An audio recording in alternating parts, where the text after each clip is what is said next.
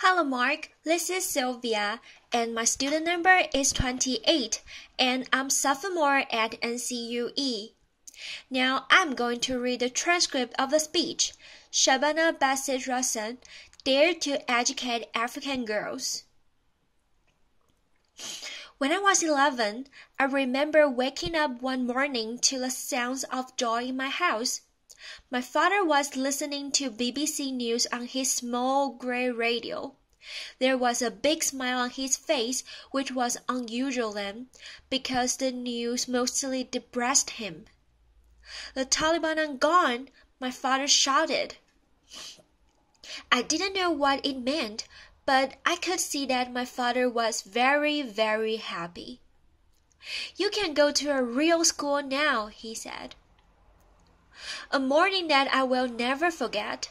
A real school. You see, I was 6 when the Taliban took over Afghanistan and made it illegal for girls to go to school.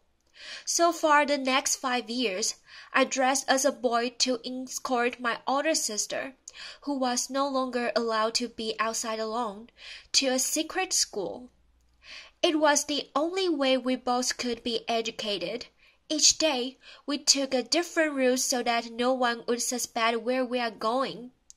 We would cover our books in grocery bags so it would seem we were just out shopping.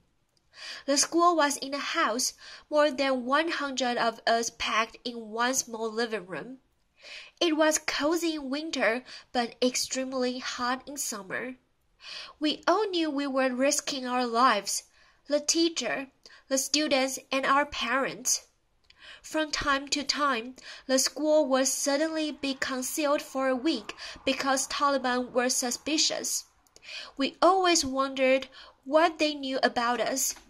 Were we being followed? Do they know where we live?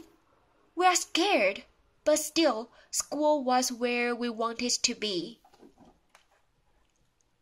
I was very lucky to grow up in a family where education was prized and daughters were treasured.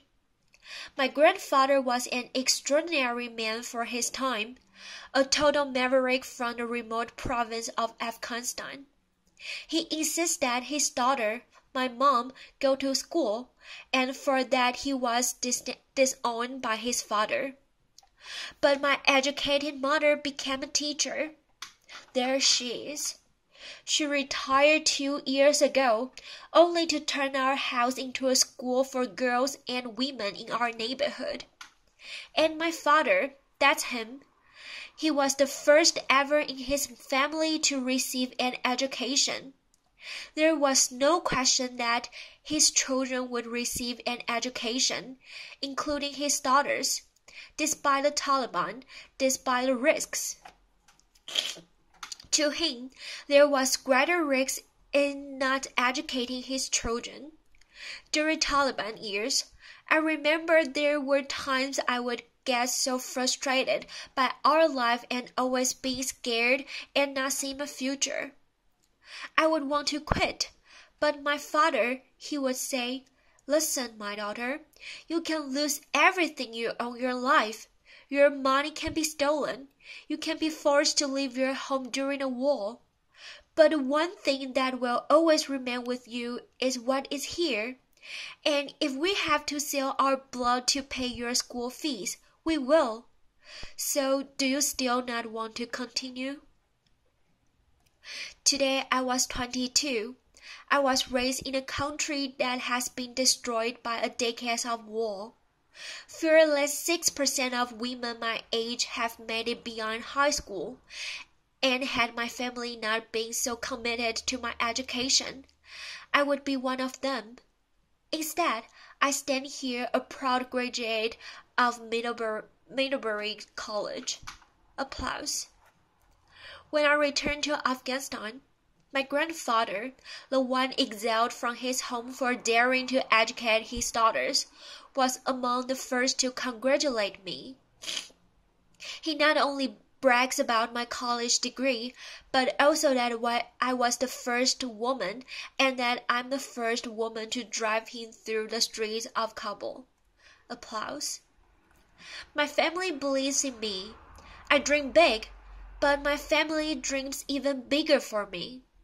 That's why I'm a global ambassador for 10 times 10, a global campaign to educate women. That's why I co-founded SOLA, the first and perhaps only boarding school for girls in Afghanistan, a country where it's still risky for girls to go to school. The exciting thing is that I see students in my school with ambition grabbing an opportunity. And I see their parents and their fathers who, like my own, advocate for them, despite and even in the face of doubting opposition. Like Ahmed, that's not his real name, and I cannot show you his face. But Ahmed is the father of one of my students. Less than a month ago, he and his daughter were on their way from Sala to their village, and they literally missed being killed by a roadside bomb by minutes. As he arrived home, the phone rang, a voice warning him that if he sent his daughter back to school, they would try it again. "Kill me now, if you wish," he said, "but I will not ruin my daughter's future because of your old and backward ideas."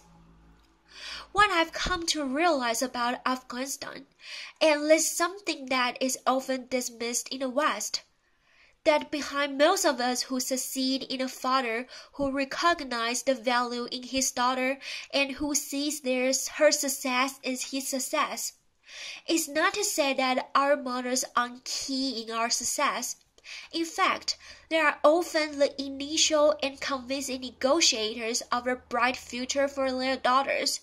But in the context of a society like in Afghanistan, we must have the support of men. Under the Taliban, girls who went to school numbered in the hundreds. Remember, it was illegal. But today, more than 3 million girls are in school in Afghanistan. Applause. Afghanistan looks so different from here in America. I found that Americans see the fragility in changes. I fear that these changes will not last much beyond the U.S. troops' withdrawal.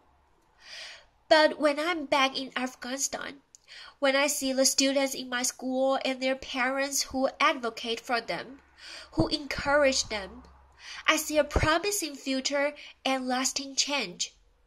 To me, Afghanistan is a country of hope and boundless possibilities, and even single day the girls of Sola remind me of that. Like me, they are dreaming big. Thank you. Applause. Thank you for your listening.